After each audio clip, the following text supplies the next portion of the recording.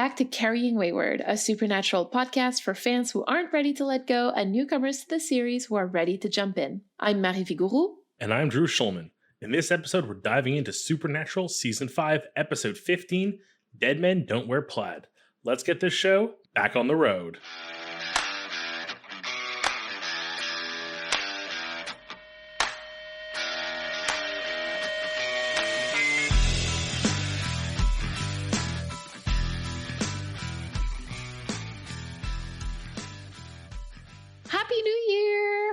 Happy New Year, you and everyone.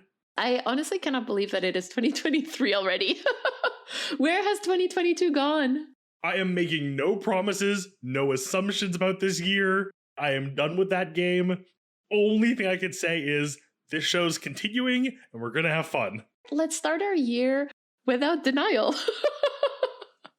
People like to ask how they can support the show. And I mean, there's a lot of ways, but I think the most important one, the most effective one, is just telling people about us. It really makes a difference. Another super effective way to support us is on Patreon or Ko-fi. We're obviously incredibly thankful for every single one of you who supports us financially. It really makes a difference for us.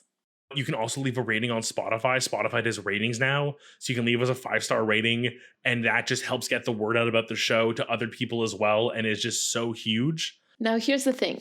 This one is still free, but it does take a little bit longer than just leaving a star rating. And it would be to leave us a review on Apple Podcasts. This is a way to make Carrying Wayward stand out. Kind of the same idea as the ratings, but it lets other people who might be interested in listening to us, it lets them know what to expect from a typical podcast episode. So if you have a couple of minutes to spare and you want to support us in a way that's not financial, go on Apple Podcasts and tell other folks why you listen to us every week or why you've been binging the show. And we appreciate all of it so much. Thank you. Okay, now we need to talk about this episode. Yes! Oh my God! Before the recap, I need to say something because I think for once I have a piece of information that very few people are going to have. Oh? Do you know where this title is from? Yes, I do. It's part of my thoughts, actually. Yes, I do. Okay, so I won't spoil it then. For now, though, are we ready for the recap? We sure are. Count me down. 3, 2, 1, go. We get a really cool cold open. What looks like someone coming out of their grave to attack somebody. And it turns out that is the case. The brothers show up and they're all like, oh, it possibly zombies or something. And they interview a guy and they hear oh, that guy's kind of a liar. And this is apparently Bobby's hometown or something. And we meet Jody because she shows up at the bar as they're interviewing the guy about this potential murder that happened.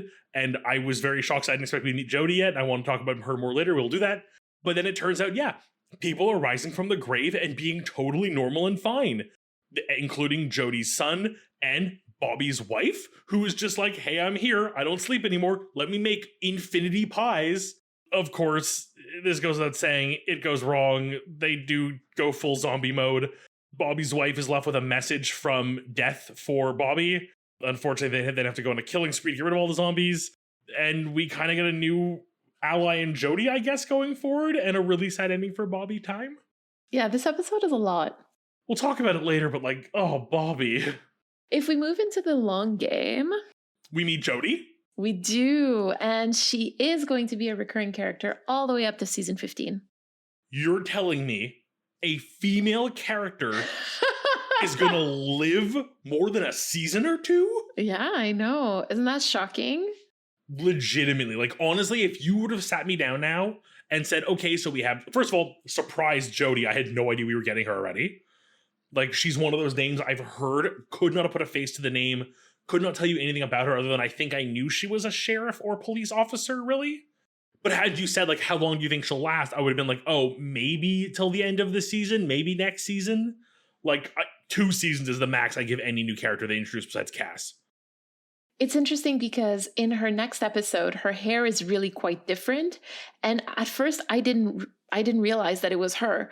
And I was like, oh, wait, I've heard this name before. But it took me a moment to really realize that she was coming back. Yeah, assuming it's not a spoiler, do we get her back this season? Or is it a season down? It's next season she comes back kind of thing. I know for sure we get her back. We get her in season 6 and 7. Speaking of Jodie, I just want to mention that her birthday is in 1976, and that makes her only 3 years older than Dean and 7 years older than Sam. And we're going to come back to this discussion in season 6, but I just wanted to make that point from the get-go. Now, you might not know this, Drew, and the listeners who didn't follow the series week to week won't know either, but when Dean says oh, awesome, another horseman, must be Thursday, it's actually because the show was airing on Thursdays. I love breaking the fourth wall, but when you can do it without actually breaking the fourth wall like that, it's kind of cute. We find out that Bobby is the Sioux Falls town drunk. We also find out that Jodie hates him and that he's not perceived by his community the way that we perceive him on the show. It's so frequent that we see a character from a very specific point of view. The show writes him in a certain way. You don't always have the opportunity to see them from someone else's point of view. I think the closest we got was the Ghostfacers, their point of view of Sam and Dean. That was so good. I love that.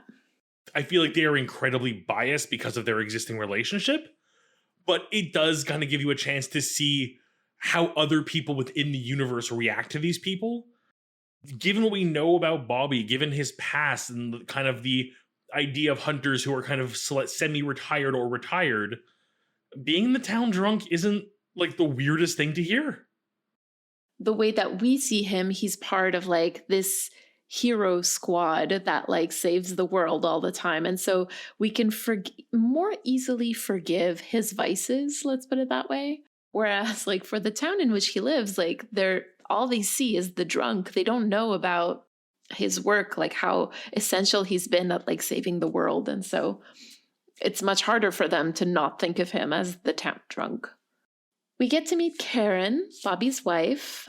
And one thing that I like about that is that we get to see their bond and their love and respect for one another, not just the super traumatic thing that basically leads to her death. When Dean asks Karen why she doesn't just tell Bobby that she remembers her death, she replies, "Oh, I'm going to go out on a limb here and say that you've never been in love. He's my husband. My job is to bring him peace, not pain."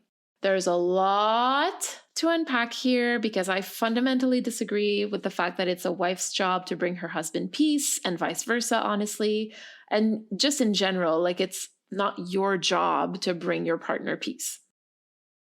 I need us to keep this in mind for season 6. And this also connects back to we're human. When we want something really bad, we lie, from Free to Be You and Me. Yeah, I see the problematic this was written about a 50s housewife angle this is taking, but I also just sort of see it if you drop that pretense and just go she's aware of what's going on. I think there's a part of her that's I know what's happening and this may be temporary, so why sour the good part? That's definitely a part of it. And the whole when we want something, we lie. When we love somebody, we lie to them just to make it a bit easier. We've definitely seen this in Supernatural before. So this is in no way surprising. And we're going to see it again and again and again. So I mentioned Free to Be You and Me. So speaking of Destiel heavy episodes, Dean says that he's making this stuff up as he goes, which is what Cass told Chuck at the end of season 4. I'm just wondering, I guess, why he's thinking about Cass quotes after someone asks him if he's ever been in love. I cannot draw a line here. Now, we don't get to meet Death this episode, but we sure get to see his handiwork, and we find out that he targeted Sioux Falls specifically to hurt Bobby, either to kill him or to try to kill his spirit. Love the Horseman. I cannot wait to meet Death. I can't wait to see how he is personified and how they do everything with them. I think I said him there at one point, and I realized I don't know his gender.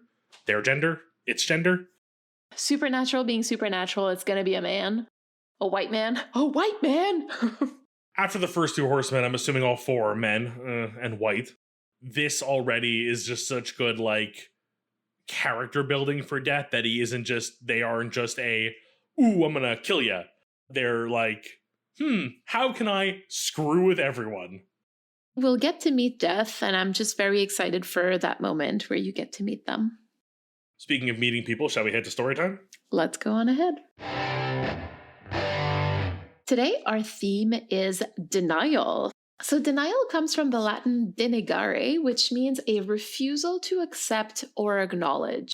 Here's the thing about the word denial that I find really curious. So we hear the expression like denying allegations quite often. So we know that it means like to refute what somebody else is saying. At the same time, like our modern idea of like being in denial only appeared in the early 1900s, and it came from the English translation of Freud's work. And what really fascinates me here is that the verb, like the action to deny, has to do with like external things, whereas the state of being in denial is entirely internal.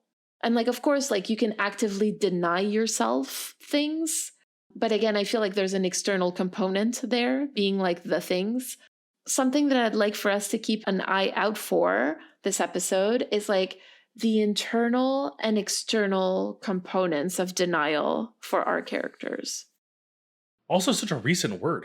The word has always existed, but the way that we use it today to talk about like being in denial is a fairly recent meaning. So interesting. I know, and obviously from German because Freud.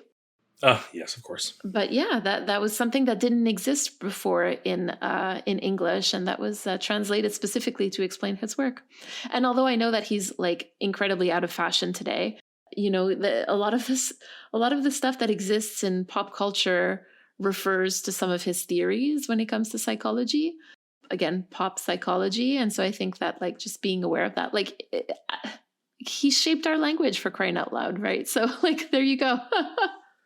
That's always where my mind goes when I think of denial for some reason, like that little like 5 steps, which I don't think I can name all 5 in order if I tried right now without like really taking a minute. But like I always think of denial as like, okay, like it's like really lying to yourself and like, you know, trying to like pretend whatever is isn't.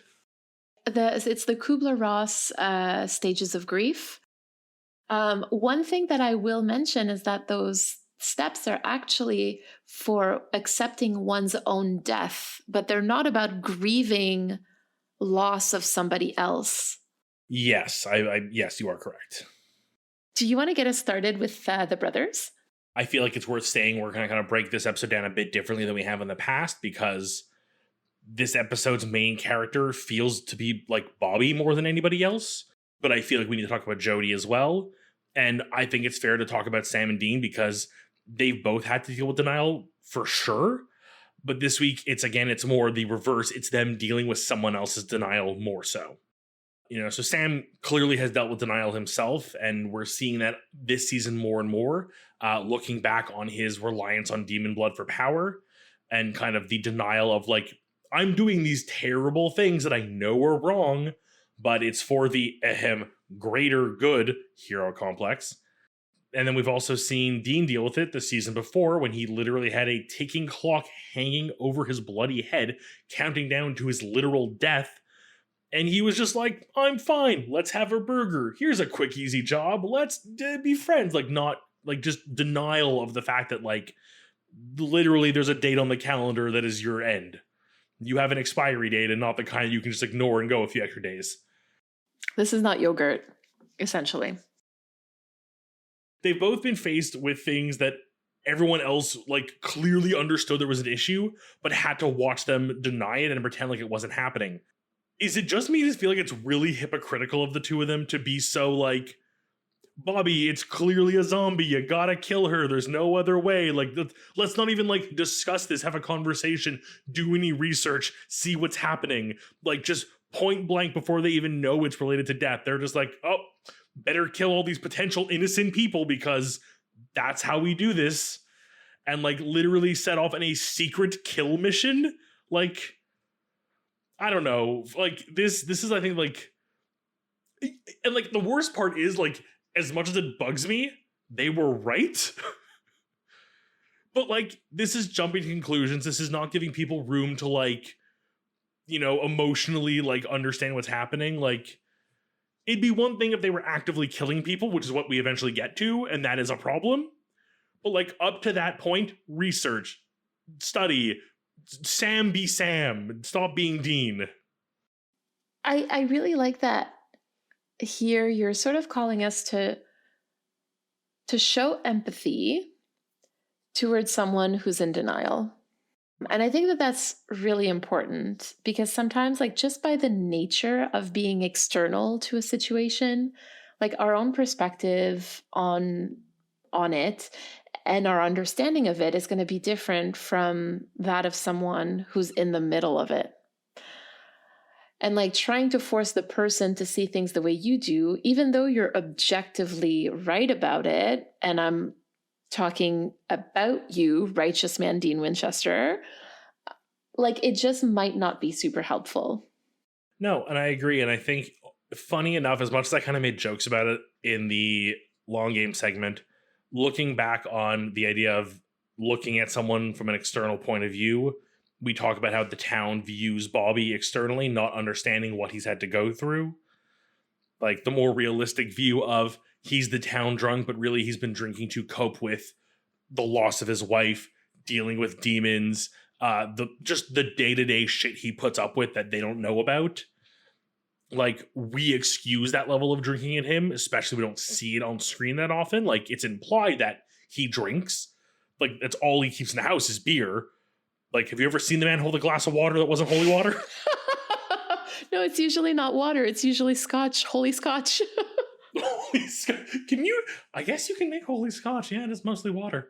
Again, other drink and food beverage tangents aside, you know what? It makes a really nice parallel to this episode when you think about that. Yeah, I completely agree with you. I have 3 moments that I wanted to briefly explore with you. The first is at the really very beginning when the brothers, like, they can clearly see that Bobby has like altered his appearance, you know? And I was kind of wondering if you thought that that was denial on their part, like to leave the house without asking more questions, or if it was just maybe like wishful thinking, or if it was like giving him the benefit of the doubt. Like, I wasn't too sure how to read that moment. I read it from the perspective of like, they're men. Do they really notice when someone's made a change like that often? It feels almost like the cartoonishly joke answer to give. I mean, they clearly notice that something's going on. I think of the three, kind of like denial, wishful thinking, or like not noticing legitimately, or like benefit of the doubt. I guess benefit of the doubt is the best one to use. Thinking like he probably has a reason to be dressed up like this. We don't need to bring it up. We don't need to push it. Like, it still feels like it's really weird they don't bring it up. It's almost like comedically to me. They do bring it up, but he's like reassuring them that no, nothing's wrong. Like, it's fine, it's fine, it's fine, it's fine. Like, he repeats it so often to try to like convince himself, right? Like, that's the whole point of denial. So, I mean, and we'll talk about that later, but like he is clearly in denial. But I was just kind of wondering how you saw that for the boys.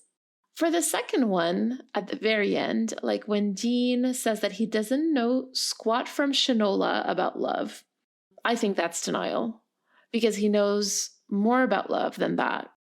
External denial, it's like lying to yourself to lie to somebody else more. What is Shinola? So the real expression is shit from Shinola, or like he doesn't know shit from Shinola. And it's from the 40s. And it's just to say that he doesn't know anything about anything. I had to look it up because I was like, I don't know what that means. The third one is when Sam keeps asking Bobby if he's going to be okay at the very end of the episode. And it really goes from like, Bobby, are you going to be okay? All the way to like, but you're going to be okay, right, Bobby? And it like has like such a childlike quality to it. Like he's asking as a form of denial almost. Like he knows that he's not okay.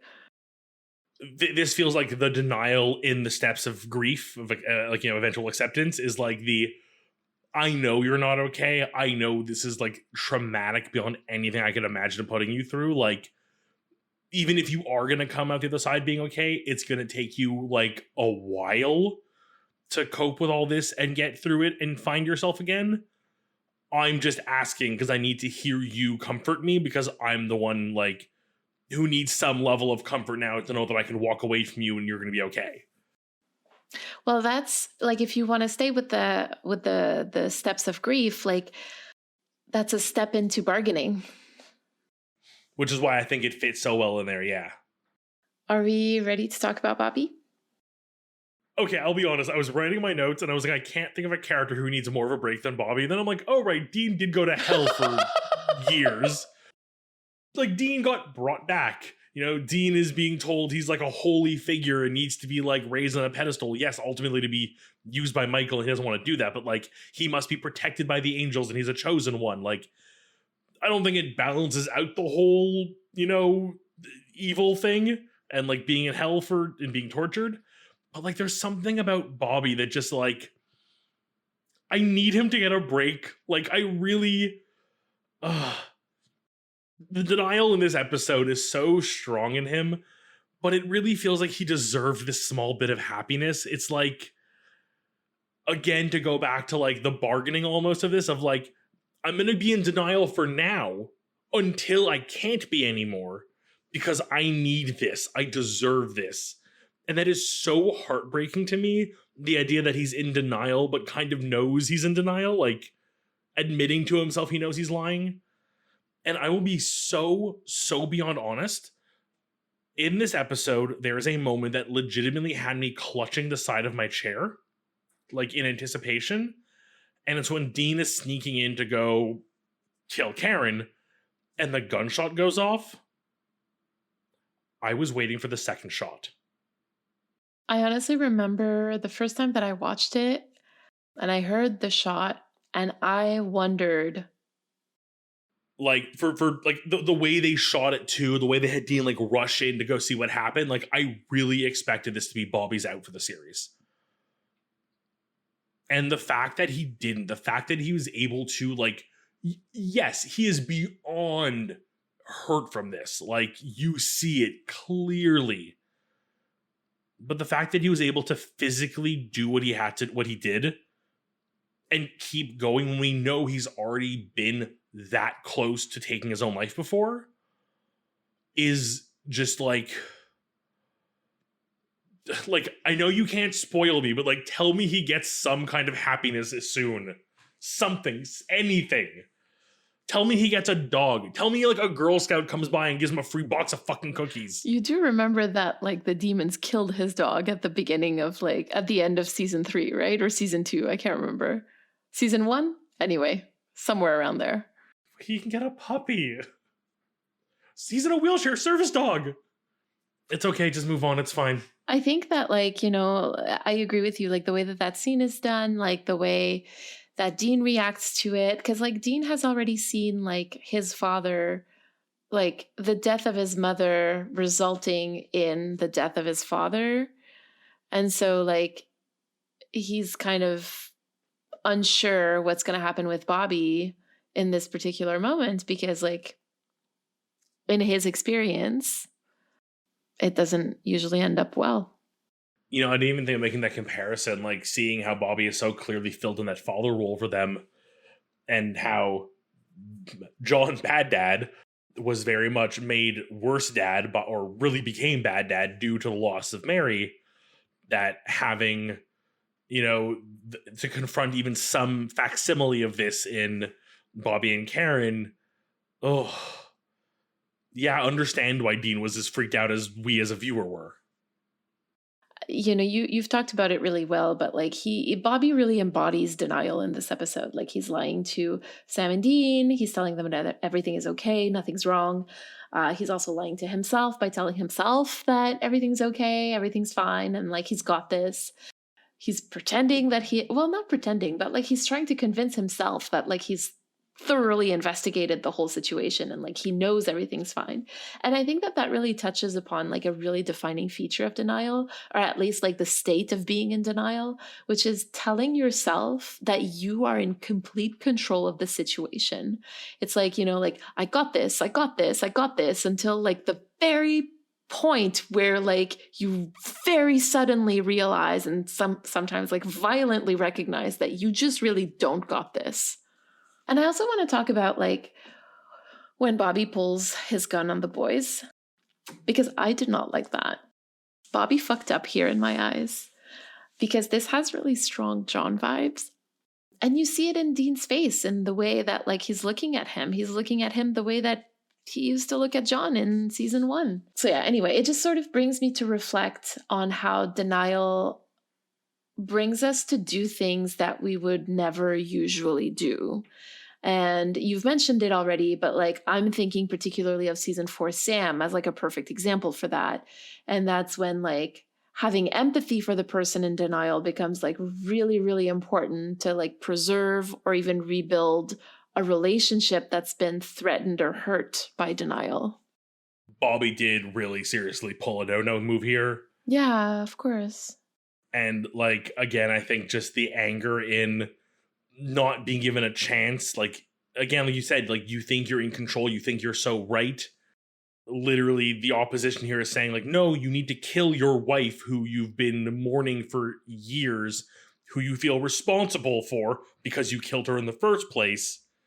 As much as I don't agree with the action, and I think, like, shouldn't have happened, I don't want to say I understand it, but, like... But you empathize. Yeah, fully. Like, pulling a gun, no. The level of anger, yes. This is the perfect example of how fiction can be useful in like teaching us to decide on like how we feel about a situation like this one. Because if the person who was acting, if Bobby was somebody that we did not like, it would be really easy to completely like cancel him over this, right? Yeah, like just to tear him to shreds for being wrong and like not listening to the boys. But because we formed a bond with him and we understand what this is like for him, it makes it so much easier to empathize and see it from his point of view. And I'm going to say it, minus the pulling the gun, I kind of agree with everything he did. There you go. And I think that that's also something to keep in mind, because I did make the John comparison, so I know that that's going to come back in conversation to me. And I want to clarify that, like, what makes the difference between John and Bobby is the usual behavior that they had exhibited with the boys. Because, like, Sam and Dean know that this is not how Bobby usually acts. Whereas, like, we wouldn't be surprised to find out that John did something similar where he pulled a gun and told them to leave. You know, we'd be like, oh yeah, that tracks. Why do I feel like it has happened? Right? I'm like, I'm sure that that's happened before. Like, what is that? Get in the comments. Tell us about it. I feel like that's also really important to kind of remember that the bond that you have with that person. Like, yes, of course, Bobby has damaged that bond by doing that. But maybe extending a little bit of grace and being like, oh, okay. And of course, nobody has to do that, right? Like, but it just begs the question as to whether or not we want to do it. Do you have any thoughts about Jody? Yeah, so hi, Jody. Welcome to the show. I've heard great things about you, and this episode was one hell of an introduction.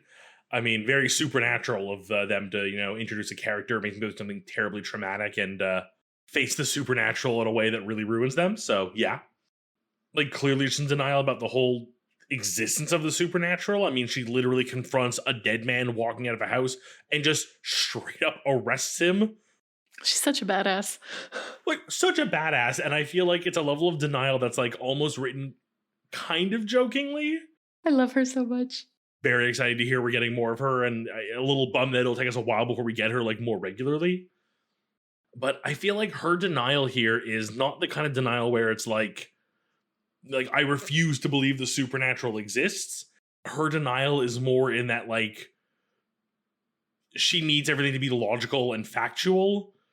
So, like, in denial that it could be a dead guy, and then eventually, obviously, she must come to terms with it when her own son shows up. So no longer is it denial about them being back from the dead. It's, you know, denial that anything's wrong and this is totally fine. There's probably a logical explanation for it. So it's almost like less that she's in denial because she has full control over it. She's in denial because she believes there's a logical and right answer. Well, she wants to believe, right? I'm sure that deep down somewhere she knows that there's something a little amiss there. Your son returning from death is usually a pretty good indication that something's amiss. But I think it comes down to less of a, like, whereas Bobby's like, I know this is supernatural. I know what this is. And, like, there's a very good chance this will turn bad, but let me enjoy it for now. I'm in denial. this is very much the like almost flip of that, which is the, okay, he's back. I'm happy. This is a good thing. Why is he back? I don't understand. I don't know, but there must be a perfectly logical explanation about it because I'm a reasonable person and we will figure that out, but it doesn't matter right now. I'm in denial that there's anything spooky happening. I'm just, facts are facts, logic is logic. He's here, he's happy, he's alive, I'm good. But like Jody really begins the episode with denial because when she walks into the diner, she's on the phone with her son. Oh my god, she is! And we don't think anything about it when it happens because we don't know that her son is dead at the time. But like watching it for like the second, third, or like 60th time, it hurts. She knew this whole time the dead were back and walking among us and it was totally fine. And she, totally new angle on this. I love her even more now. Her denial also makes her do things that like she would not have done before. Like, you know, Bobby says that she hated him until 5 days ago when the dead started rising. She's also telling Sam and Dean that like the fact that Clay has risen from the dead doesn't give them the right to shoot him. All of that is happening. I'm not denying it. Nothing can get her to get out of this state of denial. And I think that this is really like the second defining feature of denial, which is the enormity of the thing that makes you realize that you were in denial. And for Jody, it's quite literally watching her undead son eat the insides of her husband. Like that is the epitome of horrifying. Yeah, imagine that being your first introduction to the supernatural. Woof. Shall we head to critical time? Let's. So this episode was written by Jeremy Carver and directed by John F. Showalter. And this is his first one for Supernatural, and he is going to be directing episodes up until season 8. Exciting. New name is always fun. Kind of do the red thread of tracking a little bit of their work, but bloody good start. And again, I think from a writing perspective, like especially introducing a new character like Jody and making them so immediately likable, it's clear to me that she was not just another cop in a town, like that she would be more integral to the story. Again, I don't think anything really said like she'll be back per se. We didn't talk about it in story time because it didn't have anywhere to come up, but just the interaction of her with Bobby on the phone Oh my when God, they're doing the yes. fake FBI thing. She's It's just so like good. you could see Sam and Dean like, Yeah, exactly. we have no idea how to respond to this. What like, do we're we not do? This is the sister we never knew we needed. It's like really like you have a contingency plan for everything except for the foolproof stuff. And this was one of those moments of like, we never discuss what to do if this goes wrong. This can't go wrong. What? How? I love Jodie, honestly. Like she brings me joy, so much joy. I love whenever it's a Jodie episode, like I'm always going to be in a really good mood. Like now that we have her, there's like an image of her in my mind. She's like very not flushed out, but like I have an idea of what she is or who she is. I really can't wait to get a little more into her character and see her get more involved in the cases. Do we have an interesting entry in the Hunter's Journal? No, you'll be the judge of that. Waking up today took much longer than I remembered waking up could take. All my joints were sore and stiff, but once I was up and out in the light of the beautiful new day, I felt much better, lighter even. I strolled up the street and thought I'd pay my son a visit. I hadn't seen him in a while.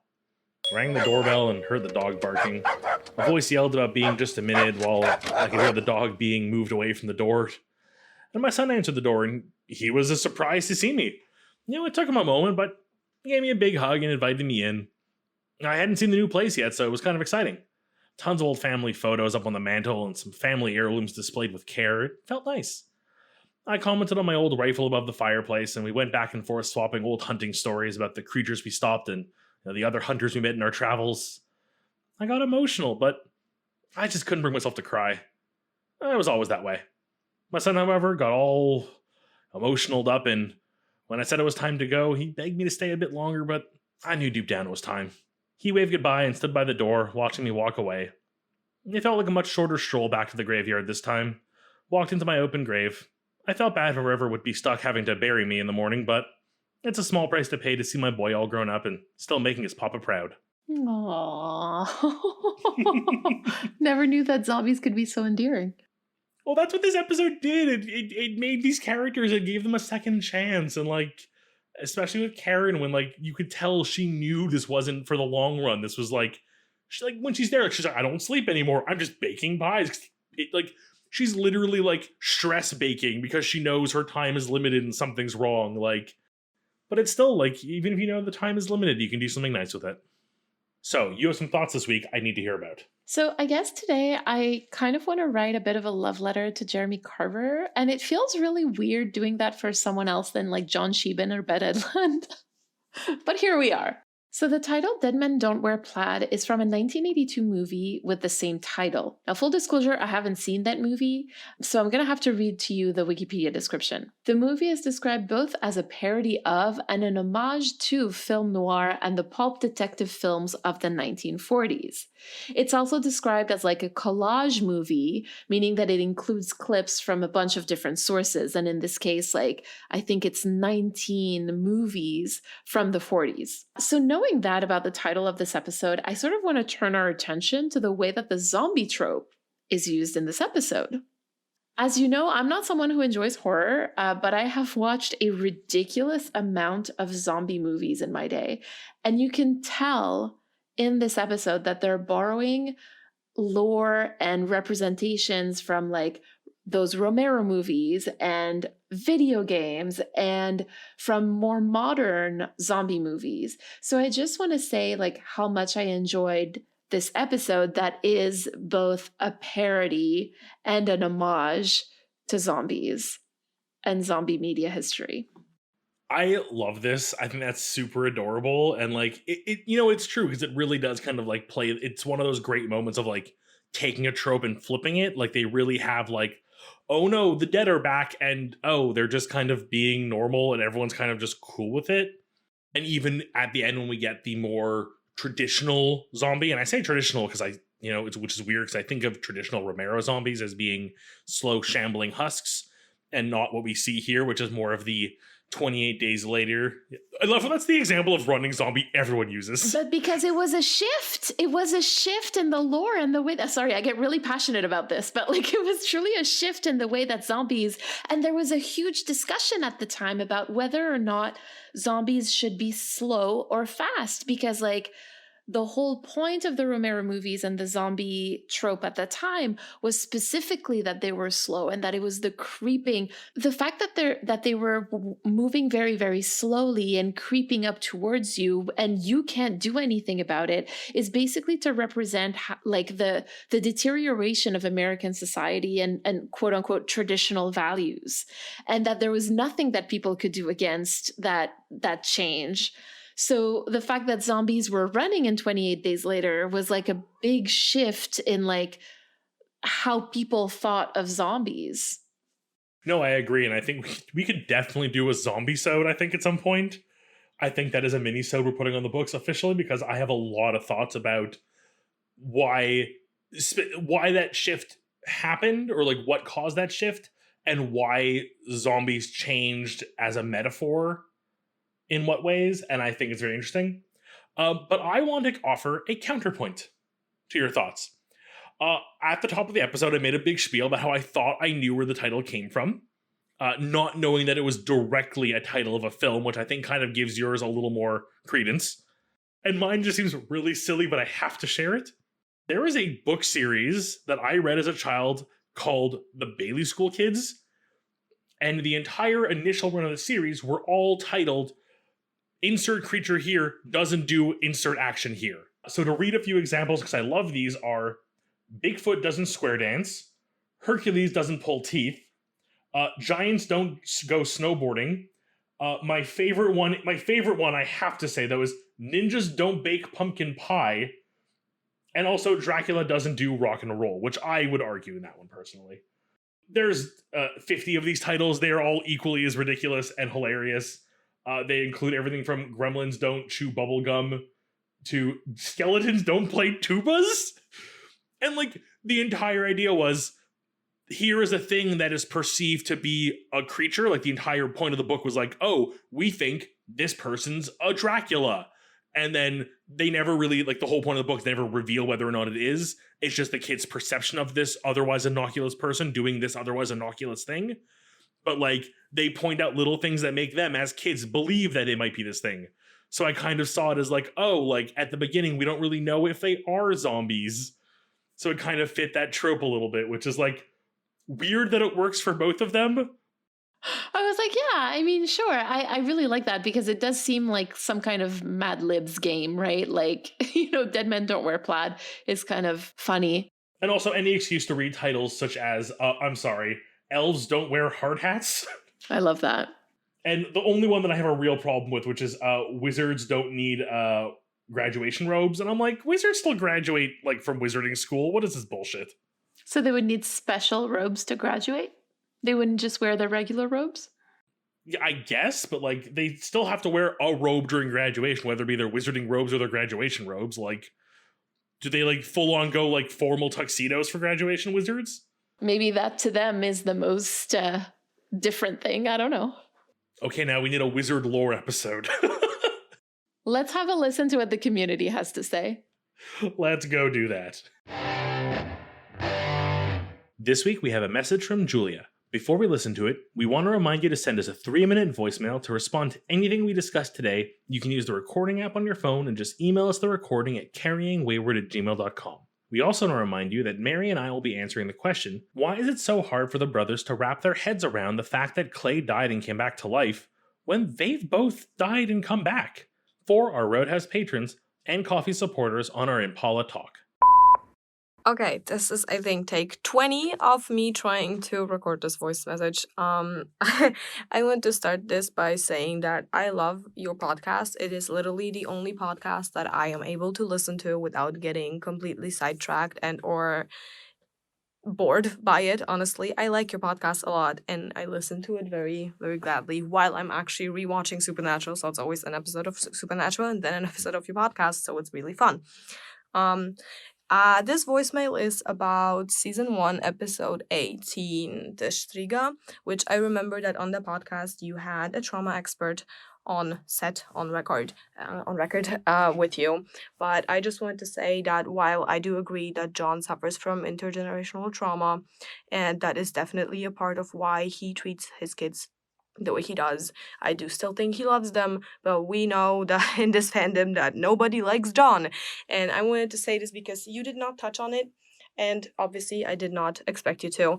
Everyone sees this differently, and I did not come up with this myself. I'm gonna give credit where credit is due, and I am going to read something that a TikTok user has wrote down, which I full-heartedly agree with. So the things that I'm gonna say are written down by TikTok user JSTL. If someone wants to check them out, they're amazing and really funny. And they are part of the John Winchester Hate Club, which I'm definitely also part of. And I'm just gonna say this now. This is gonna get kind of dark. We remember from episode 118, from season 118, that Dean has a lot of trouble with the Striga and that he is remembering stuff from his childhood. And we also know that he used the kid, I don't remember his name, sadly, as bait, and because helping his younger brother, whatever. And I think this user thinks so too, that was kind of a mirror to what actually happened back then. And I'm gonna read this out now. The Striga that John uses his kids as bait for. John always left his kids in motels in different cities than the hunt he was on. That's why he was gone extended periods of time instead of coming home each night, and also why he would need to call to check in instead of stopping by, because he was too far away most of the times. It was his way of keeping his kids safe by making sure they were a decent distance away from the monster he was actually hunting.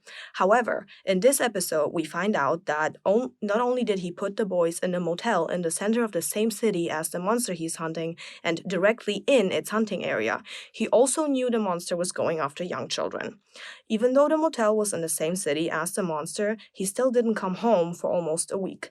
They say that this hunt was about 16 or 17 years ago, making Dean around 9 or 10 while taking care of Sammy all alone for a week. The boys had run out of money and food, as referenced by them sharing a single can of SpaghettiOs and the last bowl of cereal, and John still wasn't due home for a few more days. Miraculously, even though he wasn't due home yet, he just happens to burst through the door, right as the Striga is attacking Sam. He shoots it, but the monster gets away, and John blames Dean.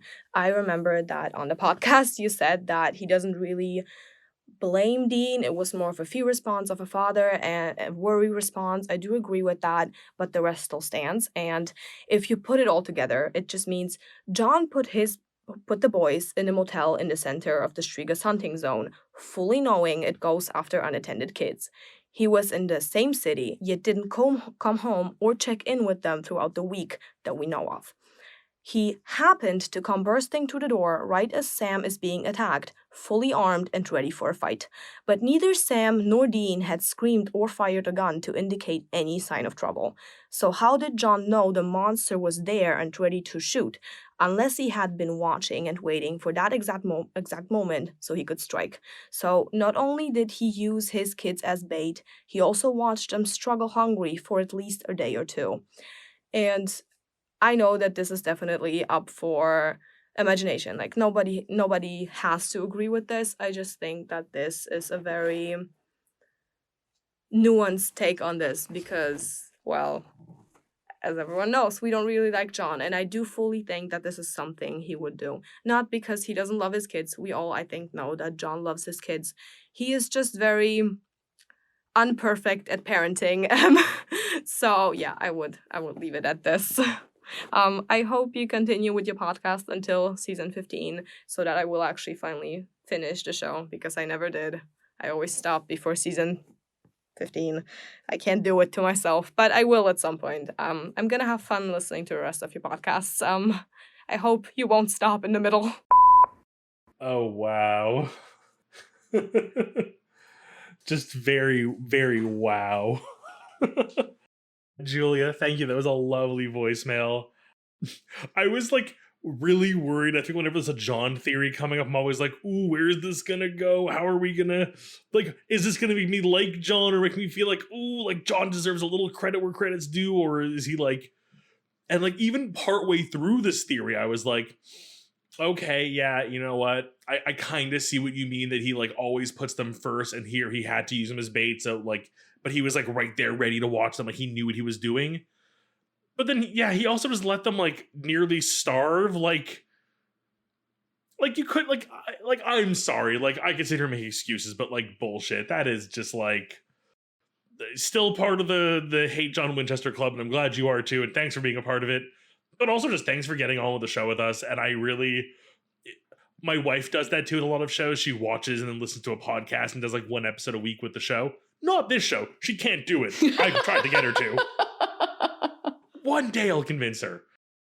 But I think that's such a cute habit to have, and I've been trying to find a show. I mean, I do it with this show, obviously, but I've been trying to find a show to do that with for a while. Yeah, Julia, honestly, thank you so much for this voicemail. Honestly, what it makes me think about, because now I'm thinking back to it and I'm like, it's very true. We never talked once about the fact that he does love his children. And I'm kind of flabbergasted at the fact that like Carol let that slide because they're usually the one to be like, yes, but like, you know, always like. They are really good at that, yes. So yeah, so thank you for pointing that out, honestly. And I think that for me, like this is kind of one of the reasons why I am part of the John Winchester Hate Club, a card carrying member, is in part because I have had my own experiences of really having to excuse and empathize with parents' behaviors that really should not have happened. Like, oh, but, and I've had so many people tell me, oh, but like, think about what this person went through in their life and try to empathize with them. And this was said to me like as a teen. And now I look back on this and I'm like, the behavior to begin with was inappropriate, and it was even more inappropriate for other adults around to say, you should empathize with this person. So I think that I have a lot of trouble, like it's a visceral reaction when I'm being asked to empathize with John Winchester, because like I project too much of my own experience onto him. And so I'm like, no, I don't want to. I don't want to, because I have done this exercise too much in my life. I have given away too much of myself to this exercise, and I just refuse to do it. And again, like, I think that that's the beauty of fiction, that it allows us to practice those boundaries for ourselves. And so that's why I have a lot of trouble having those conversations about John. But if I were to engage with that conversation for a second, I would want to explore the ways in which being loved imperfectly, being loved badly, can be incredibly painful. And I think that that's what's happening, right? Because I don't want to take away from the feelings of love that John might or might not have towards his children. I think that he thinks he loves them very, very much. But I think that the way he shows this love is completely inappropriate. Letting your children starve because you're trying to use them as baits to kill something that could potentially harm them is just ass backwards for me. John is incredibly complex in that way, because if you're actually thinking about him very seriously, you are asked to empathize with somebody that I personally have a lot of trouble empathizing with. So thank you for sending us this voicemail and for reminding us, I guess, that he did love his children, because we didn't talk about that. No, thank you very much. I'm really glad we got this conversation. I'm glad we went back to it. I love when we get to like get a voicemail that really like digs back into an old conversation. Like, it really, I'll be honest, I forgot Carol was on that episode. I'm like, oh, the Striga episode. Like, it's a great episode. I love the Striga as a creature. And like, I can think of bits and pieces of it. And you're like, oh, you guys talked about this. And I'm like, we did? I know. Imagine like a couple of years from now and people are going to be like, oh, yes, in this episode you said this. And we're going to be like, I don't remember that. I'll be sitting here with my gray beard, waving my cane at the screen, being like, oh, you don't understand. Get off my lawn. Get off my digital lawn. Yeah. Do you have any reflection and call to action for us this week? I sure do. This is a tough one for me. I'm going to go as lighthearted as I can, because that's how I deal with things, as you know. And my motivation, my reflection this week is Bobby, and specifically his strength. I think we talk a lot about this week in Bobby's denial and his like lying and his actions and some of the mistakes he makes. But there is a moment, and you know, we see it in Dean, I saw it in me, we discussed it together, where it really seemed like this might be where Bobby would take his own life, which he's already discussed doing. And I don't want to make any comparisons to that with myself, but like, I am someone who is diagnosed with depression, and I have had very bad days before. Never that level of bad, but I've had bad days. And it just helps to remember that like someone who can go through so much can still find what to fight for. So even when I'm having those bad days, I'm having that day where I just physically can't, you know, get off the couch to go do something productive, and I just sit there doom scrolling for hours and just like wanting the day to be over and not like having any real like strength in me, that I can push through. I can make it to the next day, and then I could find something. So while Bobby suffered a lot this week, and there is so much empathy for Bobby, there's also a lot of thanks for his character and his strength. Yeah, honestly, this what you're talking about really reminds me of Abandon All Hope, where Bobby is the one to kind of keep Dean on track, you know, like just looking at the next right thing. And I think here he has to keep himself on track and remind himself of doing the next right thing. I agree. And your thoughts this week, your reflections? Honestly, this episode makes me want to be better at noticing when I'm in denial. Because sometimes it can really be benign, like, you know, and mundane, but sometimes it can also really damage relationships, kind of like what we saw today. And so I feel called to be more in tune with myself and to try to make it so that like the thing that makes me realize that I'm in denial is not as enormous as it once would have been. I think it's very important and very wise. I definitely know I've had moments where I look back on and go like, oh yeah, I was fully in denial and like it had repercussions. And I don't think it's the kind of thing I would have noticed in the moment, and only reflection let me do that. So well, that's kind of the that's thing, right? With denial is that you only see it in hindsight. And by reflecting on that, you are then able to identify a little bit more what happened, how it happened, how you felt. And then the more you do that, the better you become at handling those situations. And that is basically what we call experience.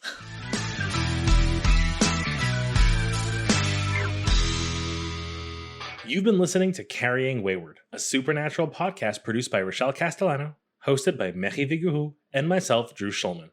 Thank you to our bunker patrons Katira L. and Jeremiah Thomas for their generous support. This week, we'd like to thank Julia for their message. Follow us on Twitter, Instagram, Hive, TikTok, and YouTube using @CarryingWayward, and leave us a rating and a review on your podcast service of choice. Please do. And don't forget to join our Ko-fi or Patreon for perks and extra content. You can use the link in all of our social media bios or go directly to carryingwayward.com. Carry on, our wayward friends. Mwah, mwah. For now, are we ready for the podcast? Oh my God, Drew! Well, we are ready for the podcast. Yes, we're doing that now.